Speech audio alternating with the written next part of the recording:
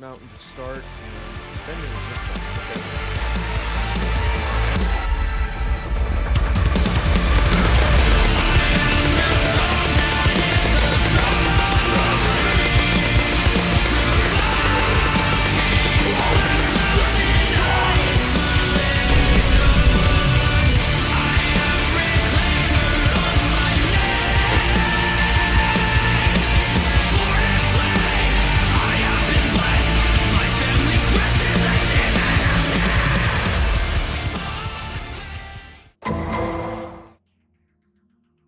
Le Legacy est un format unique dans la sphère de Magic. C'est le seul format éternel autorisant toutes les cartes du jeu depuis Alpha qui est réellement joué dans de vrais tournois. Il est la représentation parfaite entre tradition et modernité, comme le Japon. Pouvoir jouer toutes les cartes de Magic représente un grand pouvoir, et un grand pouvoir implique une grande complexité. Dans cette vidéo, je vais vous présenter le format, ses avantages et inconvénients, et comment s'introduire sans être rebuté par les aspects, disons, plus rugueux du format. Le Legacy a été créé en juillet 1997 et fait suite au Classic Restricted, l'équivalent du Vintage à l'époque. Le principe était simple, on garde la même liste de cartes que le Vintage, mais au lieu de limiter les cartes à un exemplaire, elles sont bannies. À l'automne 2004, il a été décidé de faire diverger les banlistes entre le Vintage et le Legacy. Depuis, les deux formats ont significativement divergé. Même si un format possède plus de cartes au total, ça ne veut pas dire qu'il est forcément plus diversifié. Si techniquement il existe plus de combinaisons de cartes à assembler, si des cartes sont strictement supérieures à d'autres, ces cartes vont prendre la place des autres cartes dans les decks compétitifs. C'est le principe du power creep. Si vous êtes un joueur de Modern, vous avez vécu ça à chaque nouvelle sortie d'un set Modern Horizon. Au lieu de s'ajouter, les nouvelles cartes remplacent. Donc, comme tous les formats, il existe des cartes et combinaisons de cartes qui font office de piliers. Les meilleurs decks vont s'agglomérer autour d'un ou plusieurs piliers. Et bien on va voir ça tout de suite.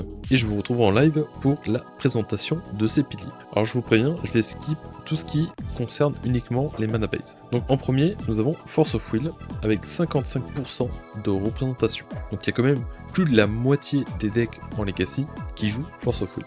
Et il y a une très bonne raison, c'est que c'est la meilleure interaction du format.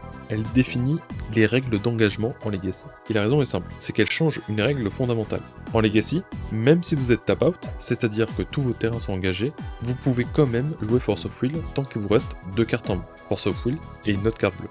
Et même si vous engagez tout votre mana pour jouer une combo par exemple, vous avez toujours Force of Will pour la défendre. Et une chose à noter, c'est que tous les decks qui jouent Force of Will doivent avoir une certaine quantité de cartes bleues à exiler de la main pour pouvoir activer Force of Will. Donc quand vous voyez 55% de représentation ici, ça veut dire qu'il y a 55% des decks, dont au moins un tiers de leur deck, une vingtaine de cartes, est bleu. Donc ce sont des vrais decks bleus. La deuxième carte dans la liste, aussi un pilier, c'est Wasteland. Donc Wasteland ici, c'est le meilleur terrain utilitaire. Il est utile contre littéralement tout le monde, parce que tout le monde va jouer des terrains utilitaires ou des duel land.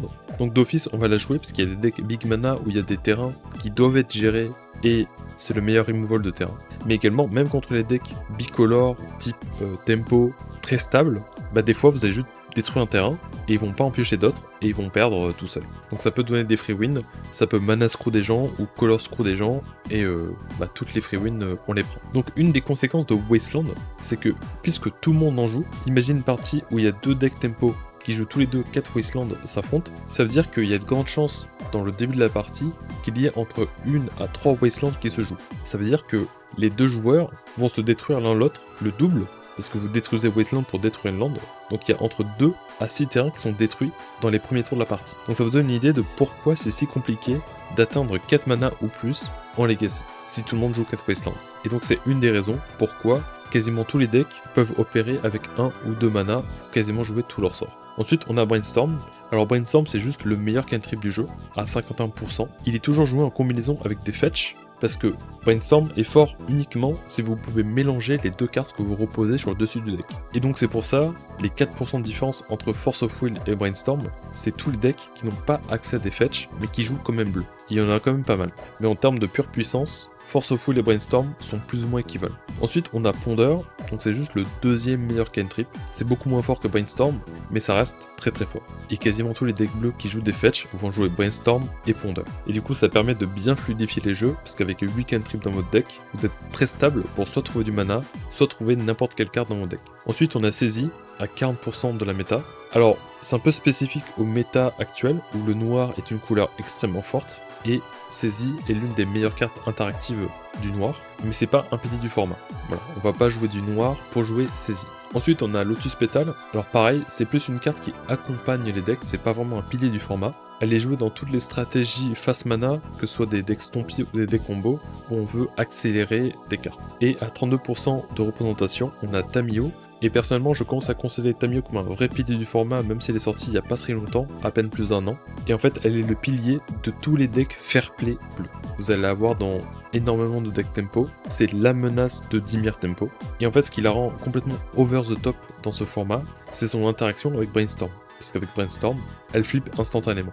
Et une fois flippée, le -7 pioche la moitié du deck, ce qui est plutôt insane pour une carte qui coûte juste un seul mana. Donc le fait qu'elle coûte un seul mana, elle fasse tant de choses, elle bloque bien, elle crée du card advantage, et elle peut juste ulti et gagner la game instantanément, la rend extrêmement efficiente, et c'est pour ça que vous allez avoir quasiment une game sur 3. Ensuite on a Ancienne Tombe, et là c'est le pilier Stompy et Big Mana. Tous les decks qui cherchent à jouer de l'incolore et à accélérer des cartes dans l'incolore jouent Ancienne Tombe, quasiment à chaque fois. Et comme vous pouvez le voir, c'est quasiment un tiers de la metagame. C'est simplement la meilleure soul land du jeu. Et si vous avez peur de perdre des points de vie avec Ancienne Tombe, les parties sont assez courtes, elles ne durent que quelques tours, donc même si vous payez 10 points de vie, si ça vous permet de gagner la partie, bah ça vaut le coup. Ensuite on a Daze, aussi à 30% de la metagame. Alors Daze, c'est le pilier de tous les decks tempo. Un deck bleu sans Daze, c'est pas vraiment un deck tempo. Elle marche extrêmement bien en combinaison avec Wasteland, parce que vous détruisez la capacité de votre adversaire de générer plus de mana, et donc il ne pourra pas payer le mana supplémentaire demandé par la Daze. Et du coup vous voyez la combinaison avec Wasteland, Daze et Force. Si vous essayez de jouer une carte à 4 ou 5 mana pour se le faire contrer gratuitement sans payer aucun mana, clairement ça donne pas envie de jouer de grosses cartes. Elle est aussi jouée par des decks combos, comme Show and Tell ou Doomsday, car si le but c'est d'être le plus rapide possible, si votre adversaire est tap out, vous pourrez utiliser la Daze pour contrer la Force of Will qu'il veut utiliser par exemple. Mais dans les decks combos, elle est un peu plus situationnelle. Ensuite on a Murktide Régent, c'est la meilleure créature bleue pour terminer les parties. Elle arrive souvent en étant 8-8, et elle peut arriver dès le tour 3, tour 4. C'est juste une créature excellente. Vu que plus de la moitié du format joue des decks bleus, bah naturellement, on va jouer la meilleure créature bleue. En tout cas, le meilleur finisher bleu. Ensuite, Orcish Bowmaster, là non plus, c'est pas vraiment un pilier du format, c'est une des meilleures cartes noires. Et ce que fait Orcish Bowmaster, c'est qu'à chaque fois que votre adversaire tente de piocher une carte en dehors de sa doorstep, et bah ça va lui infliger un dégât, où vous voulez, hein, ça peut cibler des créatures. Si vous n'avez pas d'armée, vous créez une armée 1-1. Et puis à chaque fois vous rajoutez des compteurs si vous avez votre arme. Et donc imaginez choper un Brainstorm avec Bowmaster, bah vous infligez 3 PV et vous faites une armée 3-3.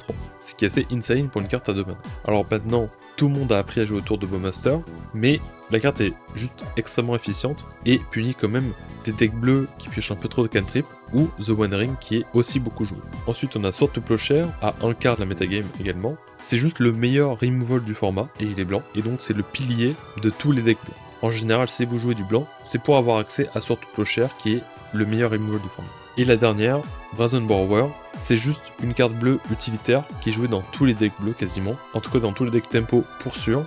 Donc il faut la lire comme un sort de Bounce pour 2 mana qui pioche une 3-1 Vol Flash, qui peut bloquer uniquement des créatures avec le vol. Et mine de rien, avoir une 3-1 Vol Flash, bah ça fait gagner pas mal de parties. En tout cas voilà pour la présentation des cartes piliers du format, les cartes les plus jouées en Legacy. A la différence du moderne, il est possible de jouer les Beeland en Legacy. Ce sont des terrains qui sont 2 types de terrains de base à la fois et peuvent donc générer du mana des 2 couleurs. Ils arrivent dégagés sans aucun coût ou restriction particulière. Dans un vacuum, ils sont littéralement juste les versions pay to win des terrains de base. Leur seul défaut est d'être sensibles à des effets de destruction de terrain non basiques comme Wasteland. En combinaison avec les fetch, il est extrêmement facile de construire des bases de mana parfaites. Au niveau de la construction, vous allez avoir généralement un terrain de base pour chacune des couleurs principales, 4 à 6 bilands, une surveilland, puis en complète avec des fetch, généralement autour de 8 fetch. On sait que 14 terrains est le strict minimum pour avoir des probabilités suffisamment hautes pour commencer avec au moins un terrain dans la main. Cependant,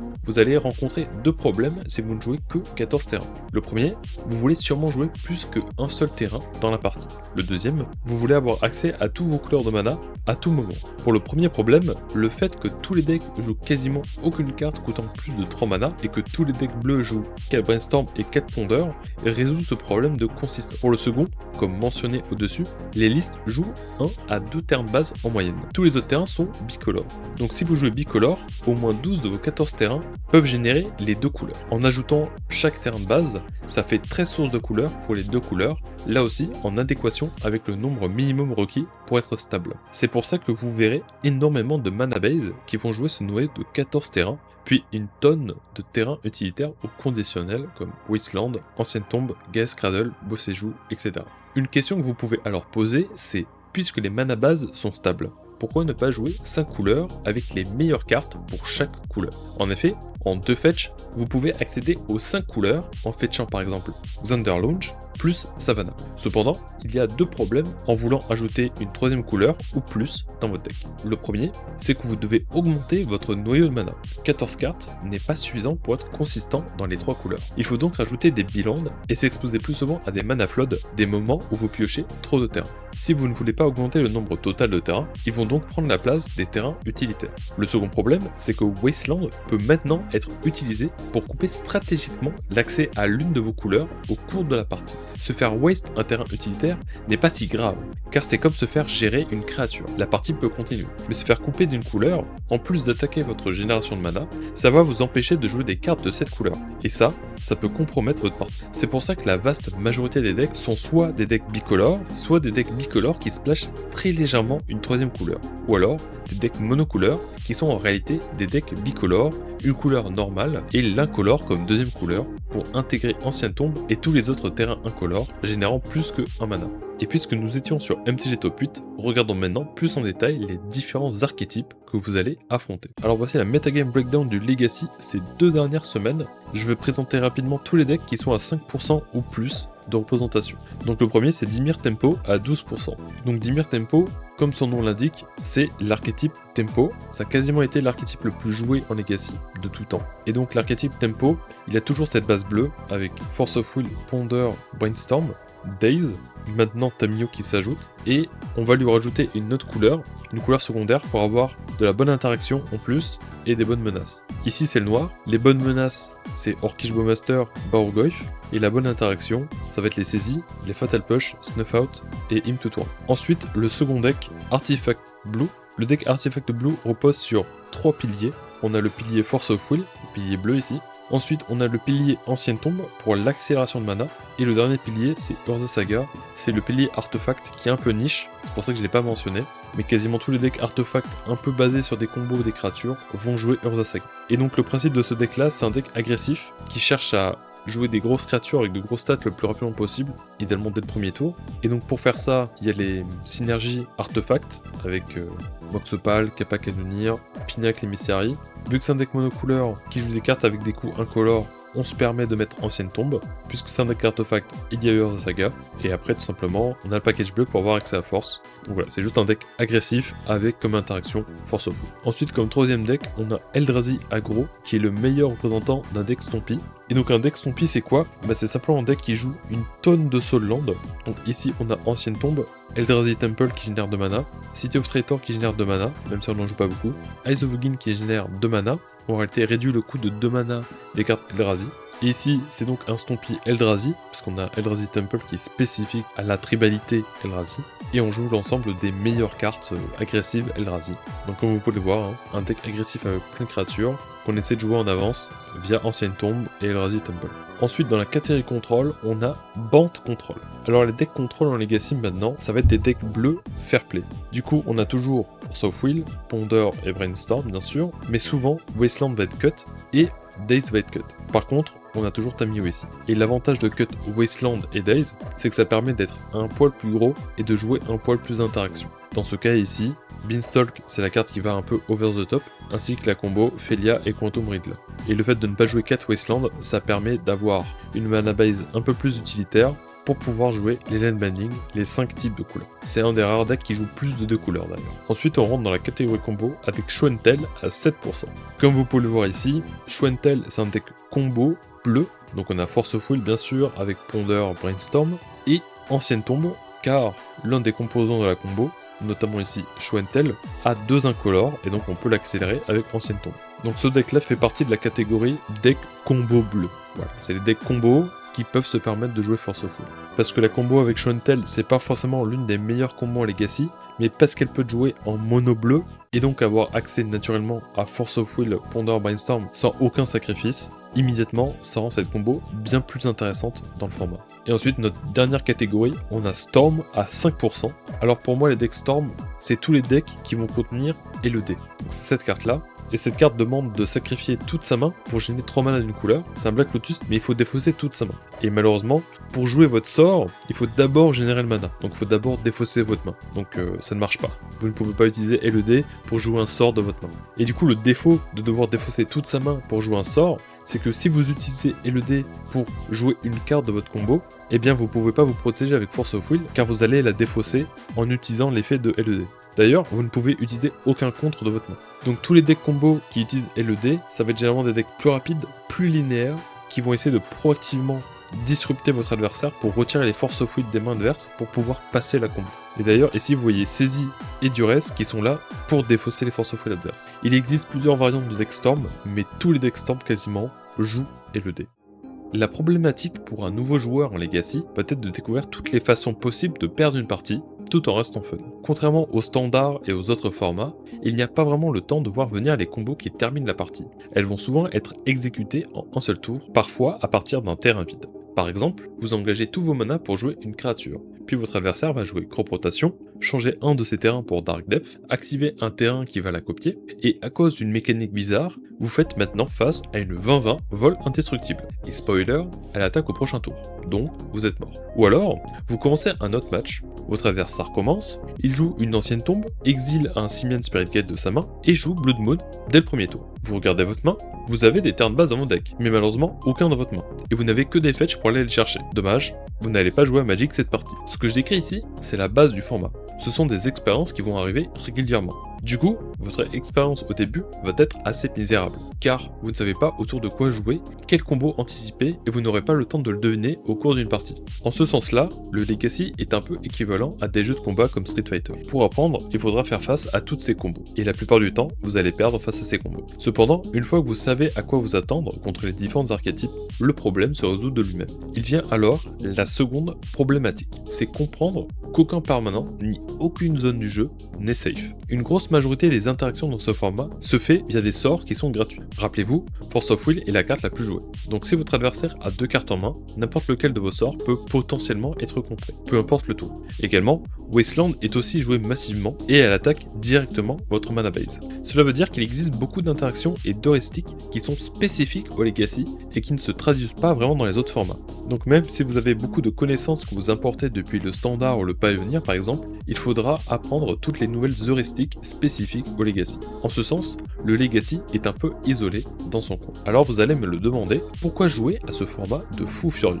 Pourquoi je voudrais payer de l'argent pour jouer un tournoi et mourir au premier tour d'une partie? Eh bien, parce que vous pouvez être celui qui gagne au premier tour. Bah oui, ce n'est pas exclusif à votre adversaire. Plus sérieusement, le Legacy, c'est un peu comme le rallye. Les autres formats, c'est être sur un circuit. Rien ne va vous surprendre, tout le monde est sur un rail bien sécurisé. Et puis tu as... Les parties commencent réellement dès le début, et il y a moins de tours, mais chaque action est bien plus impactante. C'est du Magic distillé dans son essence la plus pure. Ce n'est pas un format pour tout le monde, mais pour ceux qui aiment jouer avec le feu. Très bien, j'ai réussi à vous vendre le format, et maintenant, vous voulez commencer à jouer. Déjà, vous avez besoin d'un adversaire. Si vous êtes parisien ou lyonnais, ça ne devrait pas être trop compliqué de trouver une communauté proche de chez vous. Sinon, il suffit juste d'un ami et la motivation de découper des proxys. Il est aussi possible de jouer sur MTGO pour les vrais tryharders. Maintenant, quel deck prendre pour s'introduire au format? Pour moi, il y a 2 critères importants. Le premier, il faut découvrir progressivement les interactions phares du format. Si on commence directement avec Delver, il y a énormément de piliers et d'heuristiques à intégrer d'un seul coup. Apprendre à utiliser Force, Brainstorm, Daze et Wasteland en même temps, c'est pas vraiment évident. Le deuxième critère est d'apprendre le fonctionnement des decks adverses. Pour ça, il faut les subir, les voir en action et être forcé d'interagir avec pour avoir une chance de gagner la partie. En ce sens, je déconseille fortement de commencer le format avec un deck combo linéaire qui ne cherche pas à interagir avec avec votre adversaire, car vous allez apprendre à comment contrer la hate spécifique à ce deck combo. Et donc vous allez apprendre des heuristiques qui ne sont pas généralisables pour le format. Et vous allez voir le Legacy dans le prisme complètement biaisé de ce deck combo. Alors oui, bien sûr, si vous êtes un joueur exclusif d'un archétype spécifique, bah jouez l'archétype 1, vous faites ce que vous voulez. Mais pour une approche plus généraliste, je recommande Mono Noir Aggro. Comme vous pouvez le voir dans la liste, on commence avec une mana base simple, 8 marées de base, 8 fetch, une Surveilland et 4 Wasteland. Cela vous permet d'être introduit à l'utilisation de Wasteland sans y être sensible. Le reste du deck est un simple deck agressif mid-range qui joue du Magic fair play. On a des removal, de la défausse et on tue en attaquant avec des créatures. Le gros avantage du noir, c'est que la défausse va vous forcer à voir et analyser les mains adverses, comprendre leurs plans ou au moins faire des hypothèses. Pour le reste, si vous avez joué à du Magic compétitif auparavant, il n'y a rien de perturbant. Ça a l'avantage de vous permettre de découvrir le format avec un deck confortable à piloter. Je vous conseille donc de copier ce deck exactement carte pour carte et de jouer au moins une dizaine de matchs pour prendre la température du format. Une fois cela fait, vous aurez normalement joué contre la plupart des piliers du format et vous aurez une idée de comment votre adversaire les a utilisés contre vous. Vous pouvez alors continuer de jouer le deck mono noir s'il vous plaît, ou alors on peut passer à la vitesse supérieure. Et la vitesse supérieure, c'est bleu noir contrôle. C'est une version de bleu noir tempo, mais qui va retirer les days pour le jouer un peu plus chill. C'est sensiblement le même deck que mono noir aggro, mais vous intégrez toute la panoplie de l'interaction bleue. Force of Will, Brainstorm, Ponder, Tamiyo avec Murktide en finisher. Le but ne change pas, on interagit et on gagne en attaquant avec des créatures. Une fois 5 à 10 parties jouées, à apprendre à manipuler Brainstorm, flip des Tamiyo et forcer des forces, vous pouvez passer sur la version tempo et intégrer les days en équation. A partir de là, après une vingtaine de matchs, vous commencez à avoir une bonne idée de comment se joue ce format. Félicitations, vous êtes maintenant un joueur de Legacy. Je vous conseille d'explorer tout ce que le format a à offrir, à regarder sur MTG Top 8 différentes listes et de les jouer si cela vous est permis. A partir de là, je vous laisse parcourir les decks de MTG Top 8 et trouver les decks que vous voulez jouer et les tester. En tout cas, maintenant, vous êtes sur la bonne voie. Et si vous vous demandez où trouver du contenu sur Legacy pour en savoir plus, eh bien sachez que je poste du contenu très régulièrement sur la chaîne MTG One, allant du simple commentaire de match à des présentations de decks. Vous trouverez en français et en quantité du contenu sur Legacy et autres formats éternels old school. Et si vous voulez prouver votre valeur, je vous invite à checker ces vidéos où je présente le Gun Ice, le plus gros tournoi de Legacy cet hiver en France.